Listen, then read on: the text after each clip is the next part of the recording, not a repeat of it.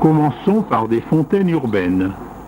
À Landivisio, 9000 habitants, le Grand Lavoir est alimenté par une source. Cette sculpture a été placée ici voici un siècle. Elle provient du tombeau de François de Tournamine. Elle a été récupérée dans l'église voisine lors de sa rénovation. Cette œuvre a été sculptée au XVe siècle.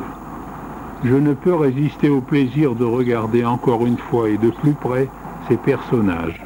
Ils mesurent moins de 15 cm de haut.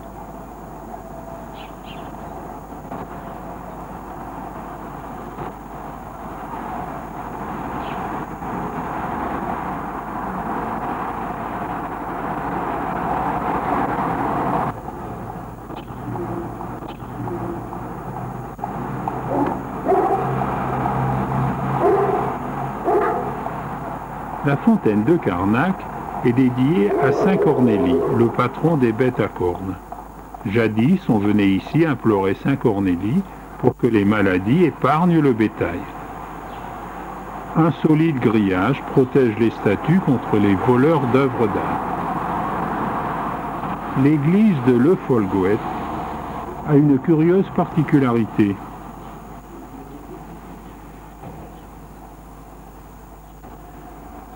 Son autel a été construit sur une source qui a été déviée vers un bassin extérieur.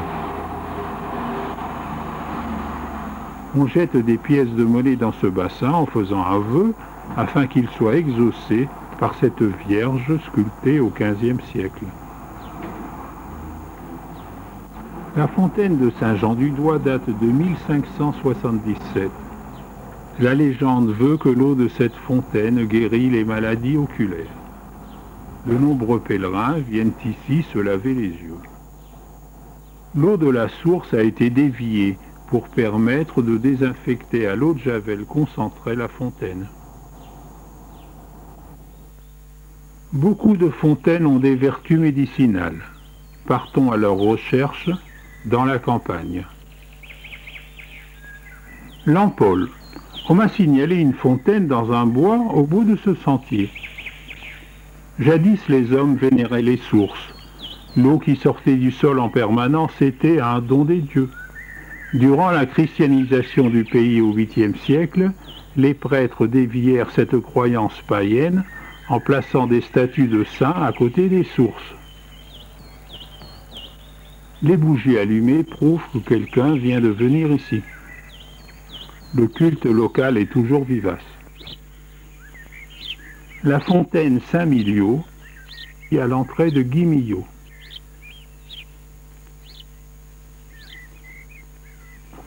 Jadis, seigneurs et nantis offraient aux prêtres de leur paroisse de reconstruire ou d'édifier de nouveaux aménagements de sources et de fontaines.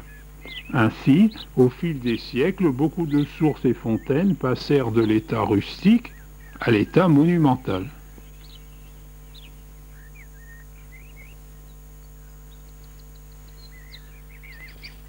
La fontaine de Saint-Mélard restera rustique, plus personne dans le village de Locmélard, en cours de dépeuplement, ne peut s'en occuper. Saint-Mélard guérissait, paraît-il, fièvre et rhumatisme. Encore plus à l'écart, la chapelle de Sainte-Hildute, avec sa fontaine rustique.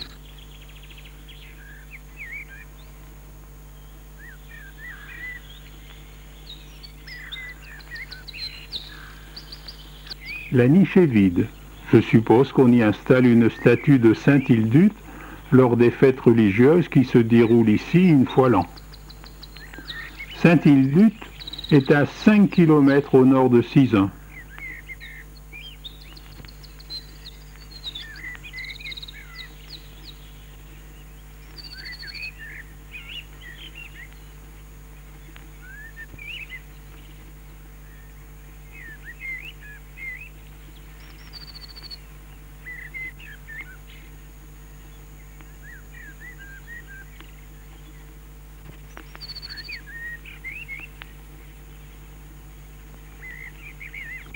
À Loc-Équinaire, 3 fontaines sont en contrebas de l'église.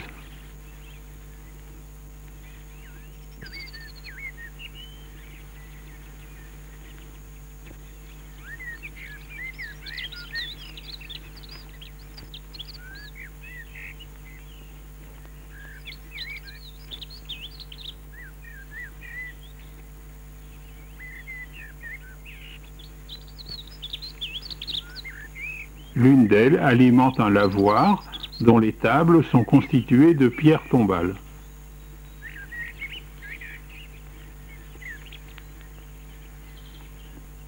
Irvilac est un petit village qui possède une église dont l'architecture est bien curieuse.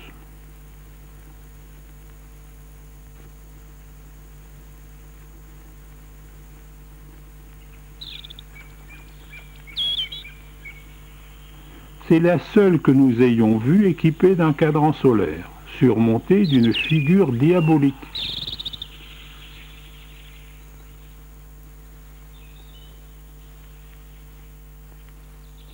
À 7-8 km d'Irvilac, assez difficile à trouver, se trouvent la chapelle et la fontaine de Notre-Dame de Lorette.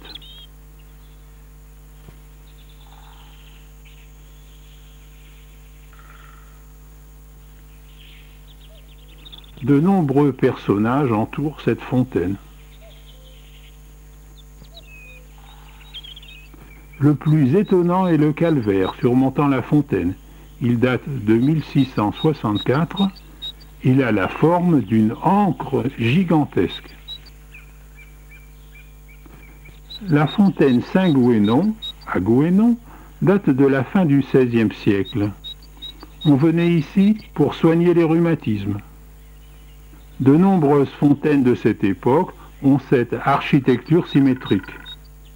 Un banc entoure la fontaine, permettant aux malades de s'asseoir autour de la source.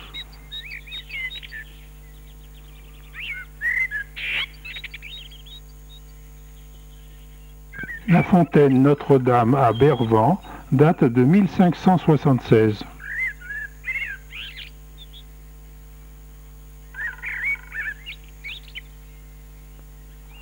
Les malades buvaient l'eau de la source, s'y lavaient, parfois trempaient des galets dans le bassin, puis les frottaient sur les parties malades de leur corps. La fontaine de Sainte-Pétronie est à 4 ou 5 km de Ploudaniel. Même architecture que les précédentes, sauf le bac extérieur dans lequel on lavait les vêtements des malades. Le pourcentage de guérison des curistes est inconnu. Peut-être pas plus que de nos jours à Lourdes. Mais toute cette eau ne pouvait leur faire tort.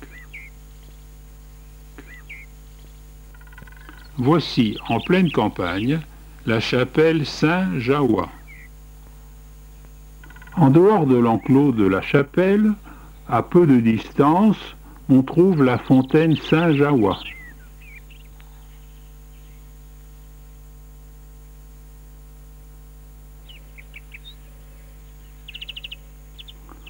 Sous le regard du saint, 3 bassins, un carré et 2 circulaires.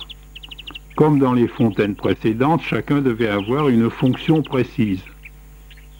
Nous voici à Telgruc-sur-Mer, la fontaine de Saint-Divy. Cette fontaine était réputée guérir les maux de rein. Seulement 2 bassins, un rectangulaire et un de forme particulière.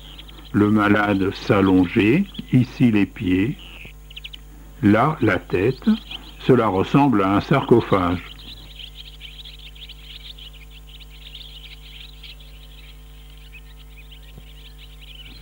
L'eau passait sur le corps allongé et emportait la maladie.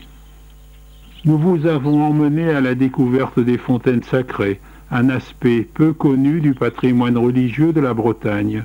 Ce fut un jeu de pistes à travers la campagne et les petits chemins pour trouver les fontaines cachées loin de toute habitation.